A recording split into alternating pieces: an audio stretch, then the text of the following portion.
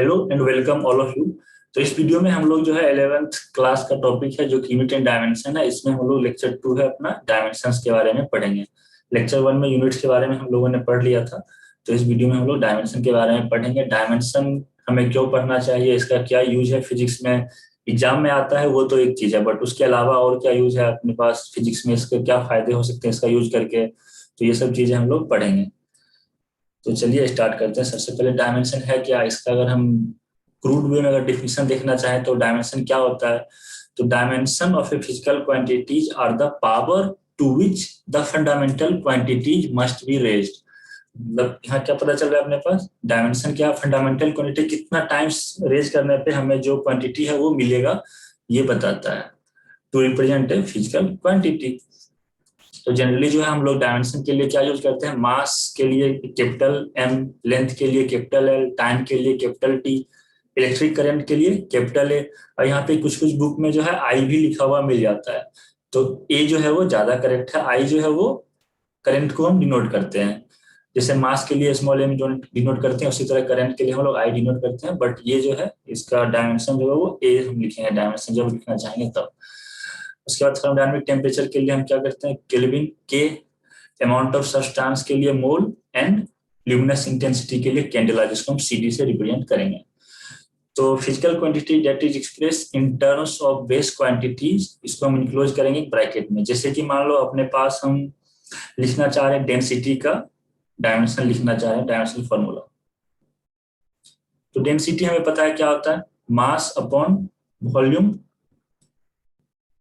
तो मास को हम क्या लिख सकते हैं, एम से मान लो रिप्रेजेंट करते हैं मास को। और वॉल्यूम को हम क्या होता है, वॉल्यूम क्या होता है अपने पास, वॉल्यूम जो होता है वो लेंथ क्यूब। अगर अपने पास कोई क्यूब है अगर तो एल क्यूब लिख सकते हैं हम लोग। तो यहाँ पे क्या हो जाएगा एल टू दी पावर 3। तो यहाँ पे हम इसको डायमेंशनल फॉर्म में लिखना चाहें तो बड़ा ब्रैकेट में, स्क्वायर ब्रैकेट में M L to the power, यहाँ नीचे 3 है तो ऊपर जाएगा तो क्या होगा -3। ये अपना हो गया डायमेंशन ऑफ द डेंसिटी। इसको अगर और अच्छे से लिखना चाहो आप तो चूंकि मैकेनिक्स में हम लोग क्या करते हैं, मास, उसके बाद लेंथ और टाइम, इन तीनों को हम ज्यादा यूज करते हैं। तो यहाँ पे हम लिख सकते हैं क्या, m के power 1 l to the power -3 and t to the power 0। t का टर्म नहीं है तो इस टाइप से हम इसको लिख सकते हैं। तो कुछ और एग्जांपल्स हैं जिसको हम लोग देखते हैं, उससे क्या होगा अपना कंसेप्ट क्लियर होगा कि किसी तरह किसी भी क्वांटिटी को लिखना होगा तो हम कैसे लिख सकते हैं। तो इसको हम देख लेते हैं फटाफट से। यहाँ पे एक चीज इंपॉर्टेंट है जो कि आपको याद रखना होगा कि हर एक क्वांटिटी का डायमेंशन नहीं होता है। सच एज सम कांस्टेंट, जैसे कि कांस्टेंट कोई है 5 इंटीजर नंबर या पाई या ट्रिग्नोमेट्रिक फंक्शन, इसका क्या होता है डायमेंशन नहीं होता है। ट्रिग्नोमेट्रिक फंक्शन में साइन थीटा कॉस थीटा ये सब क्या है, डायमेंशन लेस क्वांटिटी है। तो ये अपने को याद रखना होगा। इसका डायमेंशन अगर पूछा तो क्या होगा, m to the power 0, l to the power 0, t to the power 0, dimensionless quantities है। अब यहाँ पे एक चीज और आती है बात की, सप्लीमेंट्री क्वांटिटी था जो कि थीटा या फिर ओमेगा, ये दोनों याद होगा आपको अगर आपने फर्स्ट लेक्चर देखा होगा, यूनिट वाला लेक्चर। तो थीटा क्या था अपना रेडियन में और ओमेगा क्या था स्टेरेडियन में। तो ये दोनों भी क्या होता है डायमेंशन लेस होता है।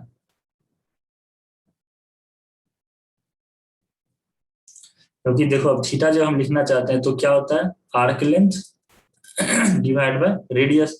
यहाँ पे आर्क लेंथ क्या है, इसके लिए भी एल है, और नीचे भी रेडियस क्या है लेंथ ही है, तो इसके लिए भी एल होगा। तो ये दोनों कैंसिल होकर अपने पास क्या आ जाता है, m to the power 0, l to the power 0, t to the power 0। तो ये दोनों क्या डायमेंशनलेस क्वांटिटी है, इसलिए इसको सप्लीमेंट्री क्वांटिटी बोला जाता है। तो चलिए आगे बढ़ते हैं, हम लोग कुछ एग्जांपल्स लेते हैं ताकि अपने को समझ में आ जाए। अगर हम डेंसिटी की बात करें, डेंसिटी हमने भी देखा ही था।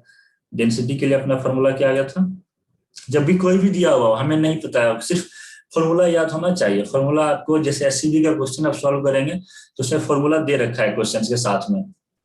तो जब फिजिक्स आप पूरा पढ़ लोगे तो फॉर्मूला बहुत सारा याद हो जाएगा आपको। तो फॉर्मूला बेसिक अगर याद है तो आप आराम से डायमेंशन किसी का भी निकाल सकते हैं। जैसे डेंसिटी का है तो मास अपॉन वॉल्यूम, मास के लिए कैपिटल एम लिखेंगे, वॉल्यूम के लिए एल टू दी पावर 3 अभी हमने निकाला था, तो M L to the power -3 T to the power 0, ये हो जाएगा अपना डेंसिटी का। अब वेलोसिटी का अगर हम निकाल रहे हैं तो वेलोसिटी के लिए हमें पता है क्या होता है, वेलोसिटी को हम क्या लिख सकते हैं, डिस्प्लेसमेंट अपॉन टाइम। डिस्प्लेसमेंट क्या है, लेंथ है, तो हम जब भी लेंथ को डिनोट करते थे तो क्या करते थे कैपिटल एल से। तो capital L divide by time. अब यहाँ पे इसको ब्रैकेट में आप रख सकते हैं।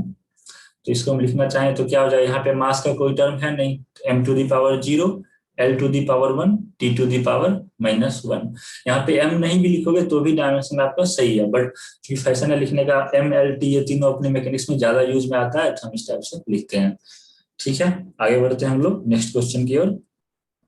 नेक्स्ट क्वेश्चन है अपने पास डायमेंशन ऑफ फोर्स निकालना। अब देखो फोर्स के लिए हमें नहीं पता कि फोर्स कैसे निकालेंगे, फॉर्मूला हमें पता है, न्यूटन सेकंड लॉ में पढ़ा है हमने कि फोर्स जो होता है वो मास इनटू एक्सेलरेशन होता है।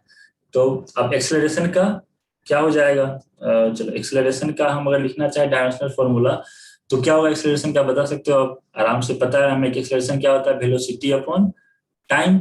वेलोसिटी का हमने लास्ट स्लाइड में देखा था, वेलोसिटी के लिए क्या था, L to the power 1, T to the power -1। तो L to the power 1, T to the power -1 divide by T to the power 1। ये ऊपर जाएगा तो क्या हो जाएगा अपने पास L to the power 1, T to the power -2। ये एक्सेलरेशन का है, और मास का तो m होता ही है, तो हम यहाँ पे लिख सकते हैं m into L to the power 1, T to the power -2।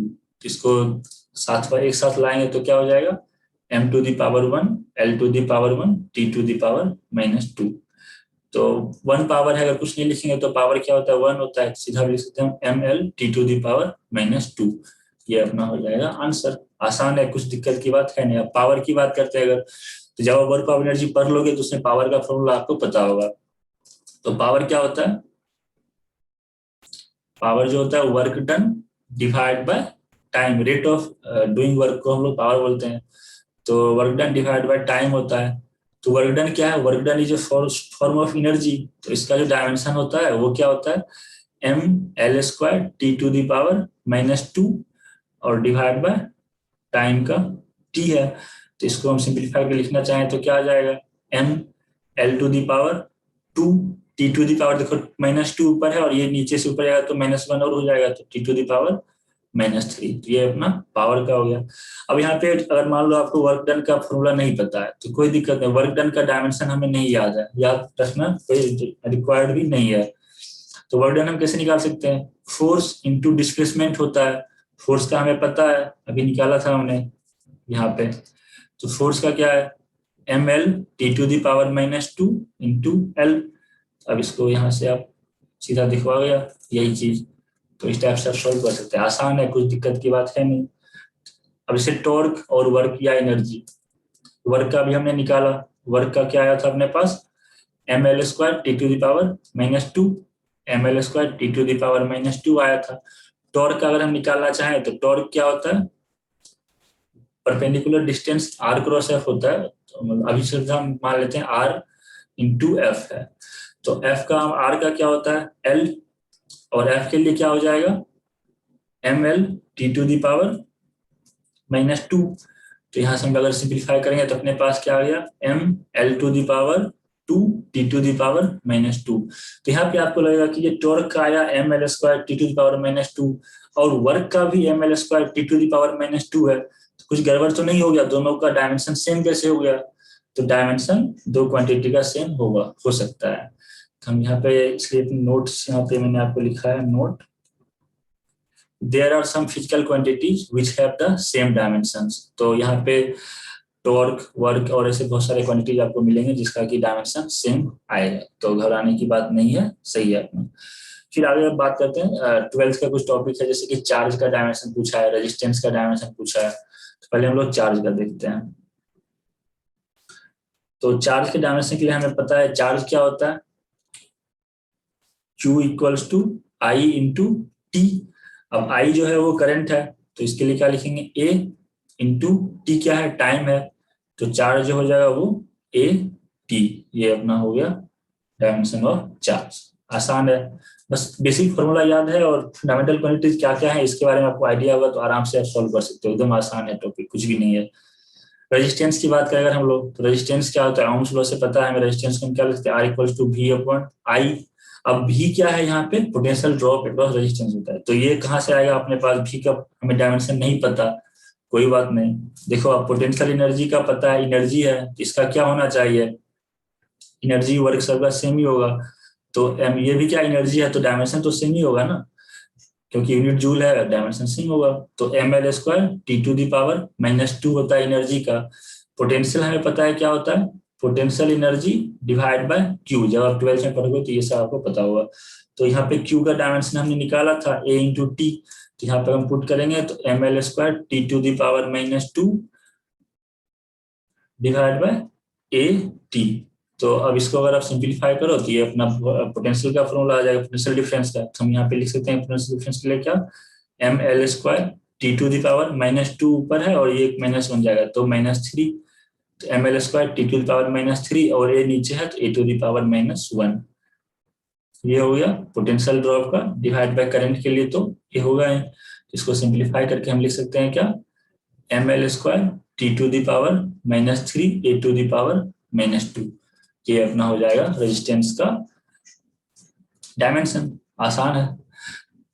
अब इसके बाद अपने को कुछ इस टाइप का क्वेश्चन रहेगा कि कुछ बेस क्वांटिटी को चेंज कर दिया, फिर आपको बोलेगा कि डायमेंशन निकालना है। जैसे कि मान लो आपको बोलेगा कि वेलोसिटी, टाइम एंड फोर्स को बेसिक क्वांटिटी मानना है, and then we have to find dimension of mass. ठीक है, तो हम इसको कैसे सॉल्व कर सकते हैं। तो हमें पता है कि फोर्स, वेलोसिटी और टाइम को मानना है बेस क्वांटिटी और मास का निकालना है। तो हमें सबसे पहले एक रिलेशन निकालना होगा, तीनों में रिलेशन क्या है। तो सबसे पहले अब हमें फोर्स, टाइम और वेलोसिटी का रिलेशन हमें कुछ नहीं पता चल रहा है, बट हमें पता है कि फोर्स क्या होता है, force equal to mass into acceleration होता है। हम एक्सेलरेशन को क्या लिख सकते हैं, mass into velocity divide by time लिख सकते हैं क्या। तो अब अगर हमारे पास ये है तो आप देखो यहाँ से हम मास अगर लिखना चाहें तो मास क्या हो जाएगा, डायगोनली मल्टीप्लाई कर लेंगे तो F force into time divide by velocity.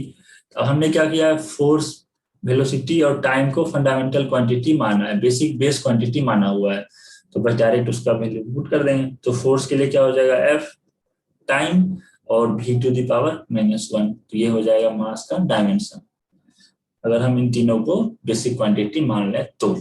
Clear है क्या। चलिए आगे बढ़ते हैं हम लोग। आगे अपने पास है कि यूज ऑफ डायमेंशन क्या क्या है।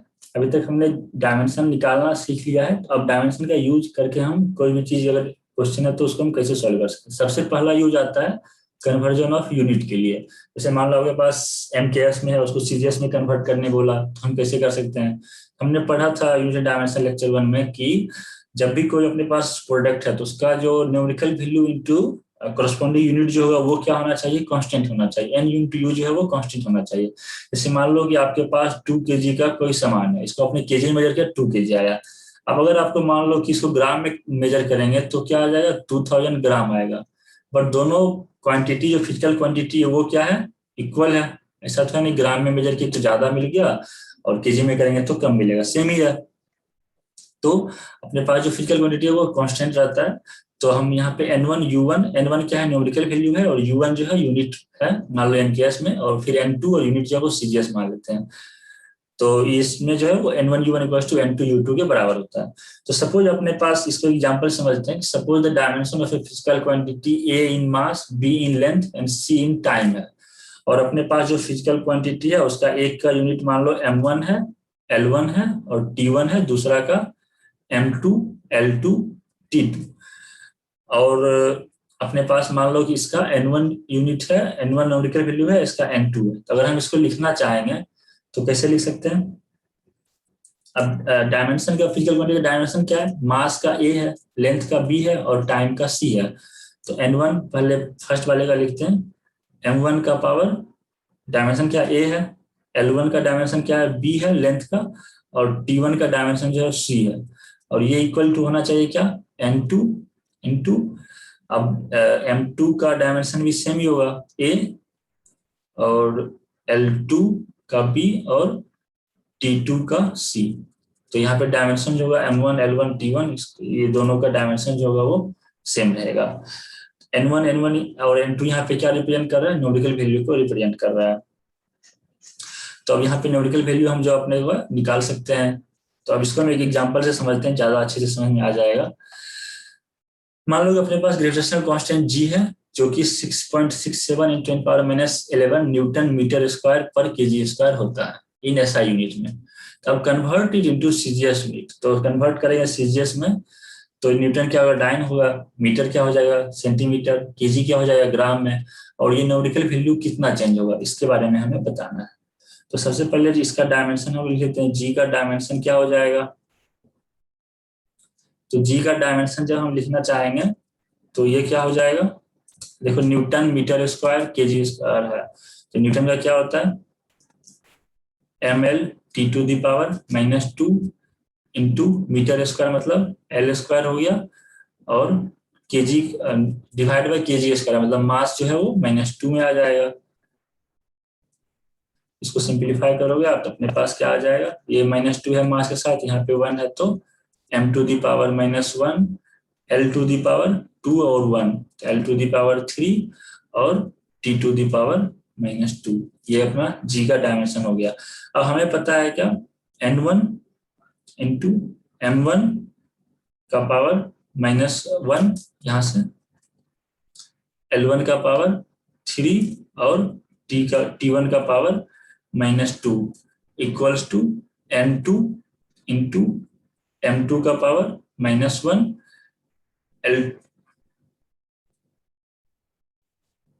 L2 का पावर 3 और T2 का पावर -2, ये दोनों बराबर होना चाहिए।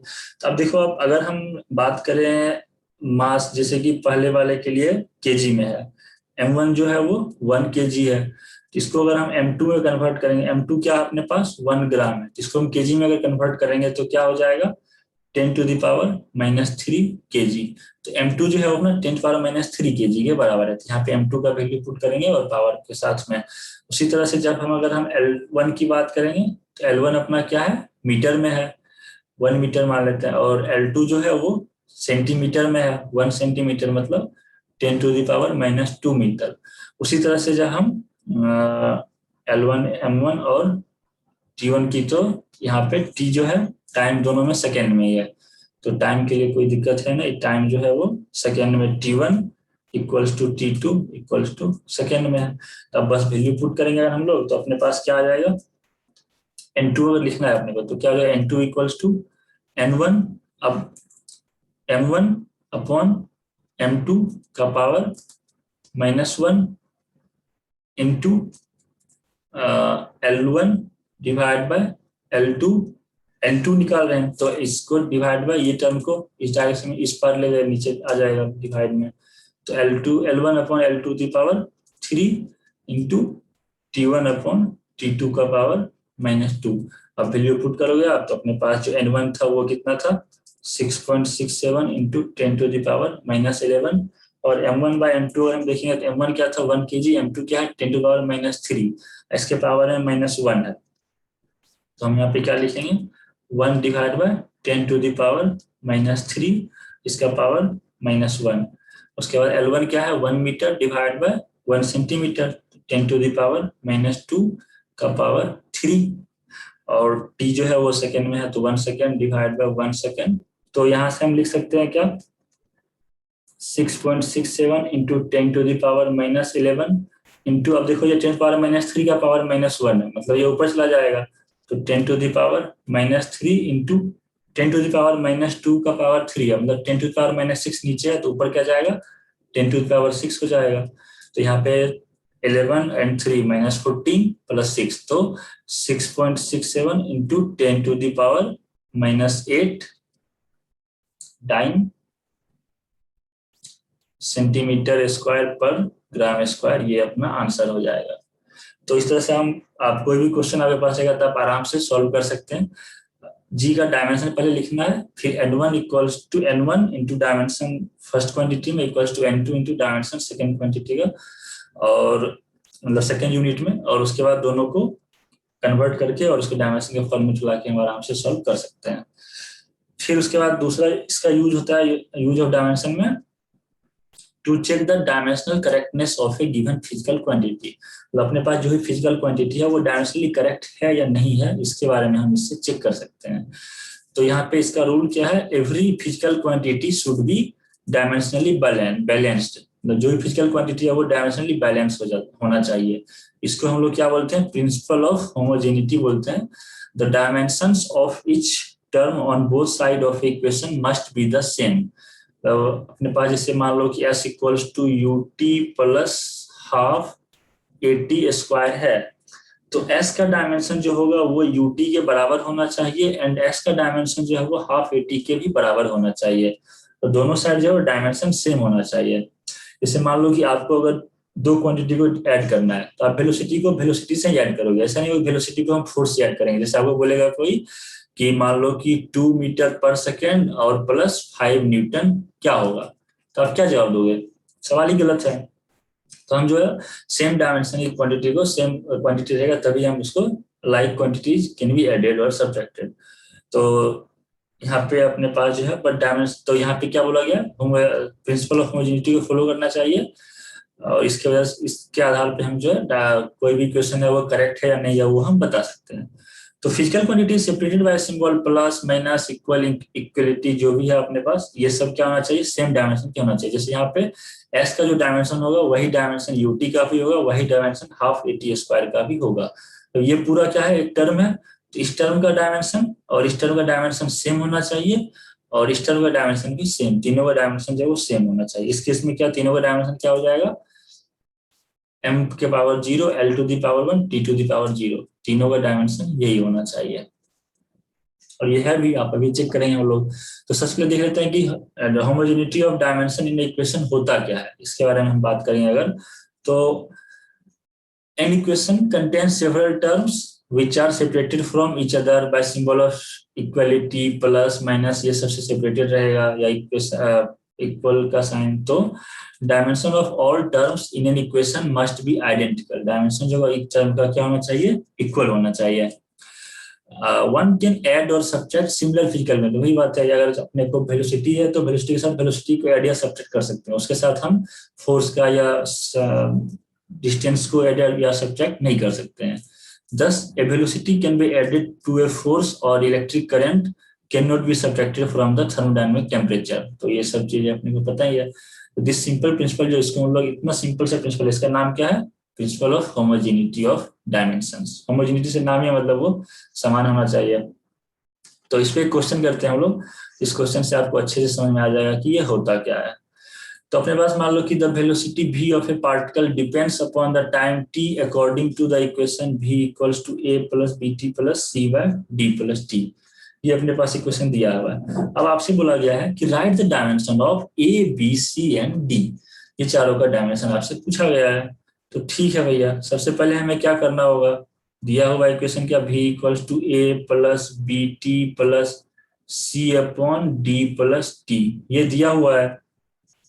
अब प्रिंसिपल ऑफ होमोजेनिटी से हम अप्लाई करेंगे तो हम क्या लिखेंगे, फ्रॉम, जब भी फिजिक्स में जब भी आप क्वेश्चन सॉल्व करो ना, तो सबसे पहले जो गिवन डाटा है उसको आप पक्का लिख लो, गिवन डाटा के बाद ही अपना जो भी फॉर्मूला उससे रिलेटेड है या कोई डायग्राम है तो वो लिखना है।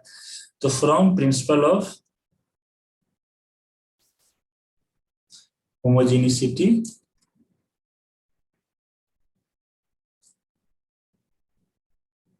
होमोजेनिटी से हम क्या कर सकते हैं, अब यहाँ पे v जो है वो a के बराबर होना चाहिए। v क्या है, वेलोसिटी है, तो अपने पास a का डायमेंशन जो होना चाहिए वो क्या होना चाहिए, v के बराबर होना चाहिए। तो हम यहाँ से कह सकते हैं कि a का डायमेंशन जो है वो v का क्या होता है, l t to the power -1, तो a का डायमेंशन जो है वो l टू द पावर -1 के बराबर हो जाएगा। अब दूसरा टर्म क्या है, bt, तो यहाँ पे b इंटू टी का डायमेंशन जो है वो v के बराबर होना चाहिए। तो हम यहाँ पे लिख सकते हैं कि b का डायमेंशन जो होगा वो क्या होगा, वेलोसिटी अपॉन टाइम के बराबर। वेलोसिटी क्या होता है, l t to the power -1 और डिवाइड बाय t, तो यहाँ पे क्या हो जाएगा, l t to the power -2, ये क्या हो गया b का डायमेंशन। उसी तरह से थर्ड टर्म अपने पास क्या है, c upon d plus T, तो इसका भी डायमेंशन जो होना चाहिए वो v के बराबर होना चाहिए। अब यहाँ पे आया कि c divide by D plus t, ये दो अननोन हो गया, तो हम कैसे करेंगे, तो देखो अब यहाँ पे d प्लस टी जो है वो एडिशन में है, तो d का डायमेंशन जो है वो क्या होना चाहिए, t के बराबर। तो अपने पास d का डायमेंशन जो है वो क्या हो जाएगा, t टू दी पावर -1। यहाँ से अगर हम सिंप्लीफाई करेंगे तो ये d और t मतलब क्या है, इसका d प्लस टी का डायमेंशन क्या हो गया, t की पावर -1। तो हम c इक्वल्स टू लिख सकते हैं क्या, v इंटू टी का पावर, सॉरी टी का पावर -1 क्यों होगा, प्लस होगा ना, टी का पावर 1 आएगा। तो भी इंटू टी सीधा लिख सकते हैं अपन। तो यहां से अगर हम लिखें तो अपने पास भी का क्या होता है, L T to the power -1 into T. तो सी का जो डायमेंशन आ जाएगा अपने पास वो आ जाता है सीधा सीधा एल। तो ये अपना इस टाइप से सॉल्व कर सकते हैं। आसान है, कोई दिक्कत है नहीं, आसान सा टॉपिक है ये। फिर आगे लास्ट जो इसका रूल है, यूज है, वो क्या है, to establish the relation among various physical quantities.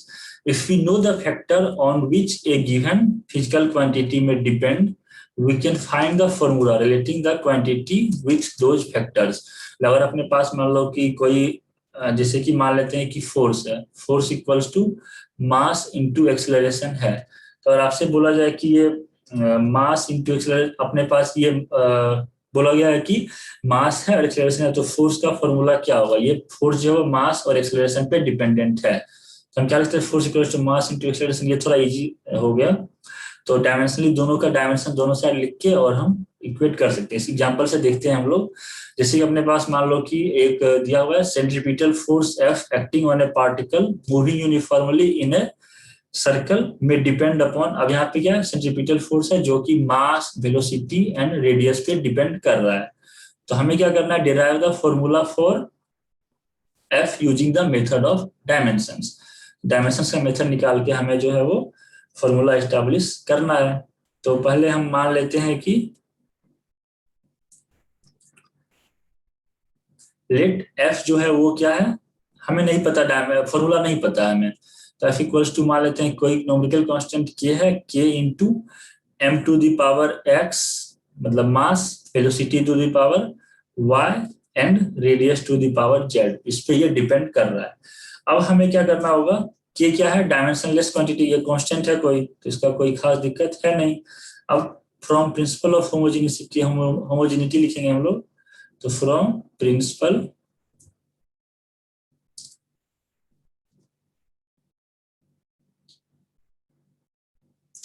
From principle of homogeneity हम लिख सकते हैं क्या, एलएचएस और आरएचएस में जो डायमेंशंस होंगे वो दोनों क्या होने चाहिए, बराबर होने चाहिए। तो एलएचएस में अपने पास क्या है, फोर्स है।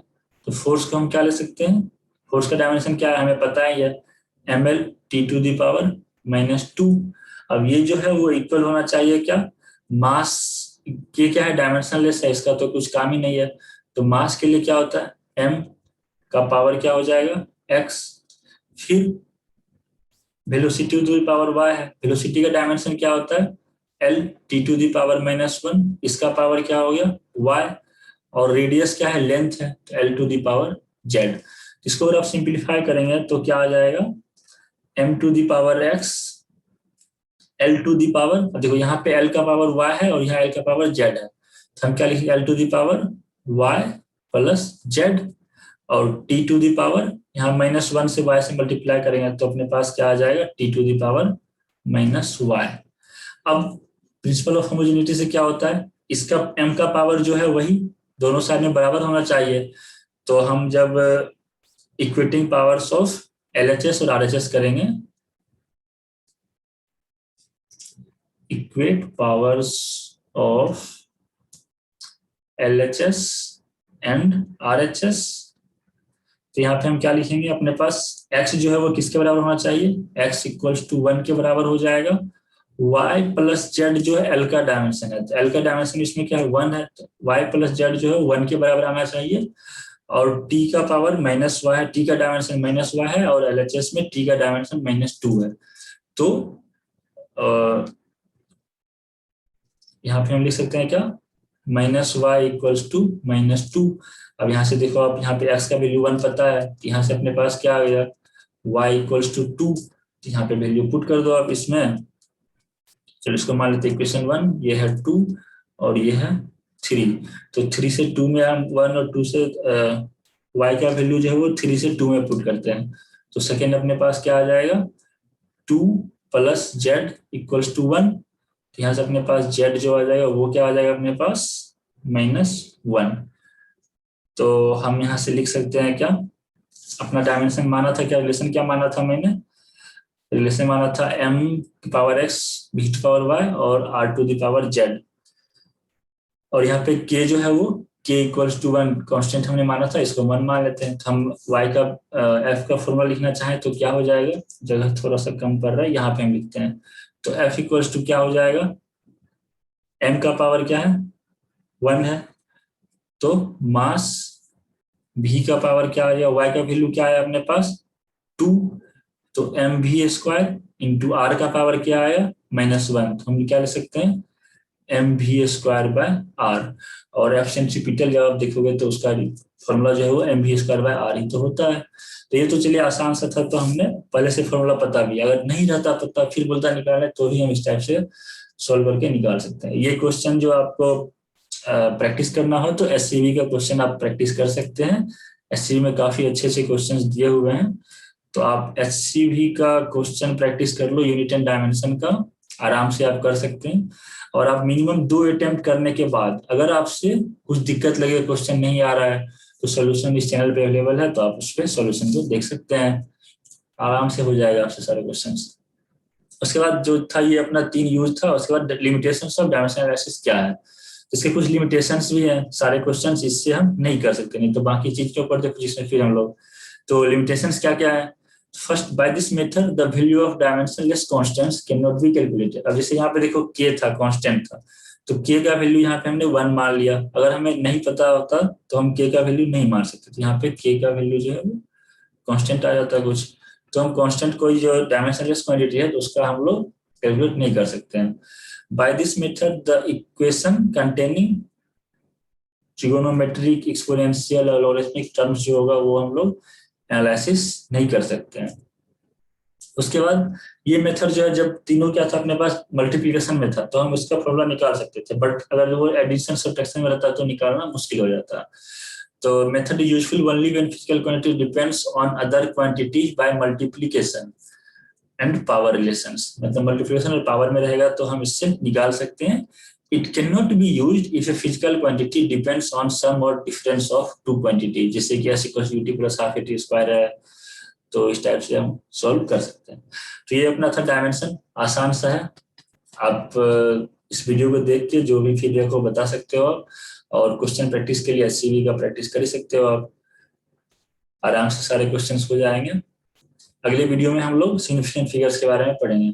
अगर आप चैनल पे नए हो तो सब्सक्राइब कर लो, इस पे वीडियो लगातार आते रहेंगे अच्छे अच्छे छोटे छोटे टॉपिक के जो कि इंपॉर्टेंट है। बट बहुत बार आप क्या सोचते हो कि इजी टॉपिक है, इजी है तो इसको छोड़ो चलो आगे बढ़ो, तो वो सब चीजें नहीं होगी। आप आराम से 10 मिनट का आधे घंटे का वीडियो देखोगे, आपका सॉल्व हो जाएगा। तो अगर आप नए हैं तो सब्सक्राइब कर लीजिए, बेल आइकन दबा लीजिए, जो वीडियो आएगा आपको नोटिफिकेशन मिल जाएंगे। चलिए मिलते हैं हम लोग अगले वीडियो में। Thank you for watching, bye bye.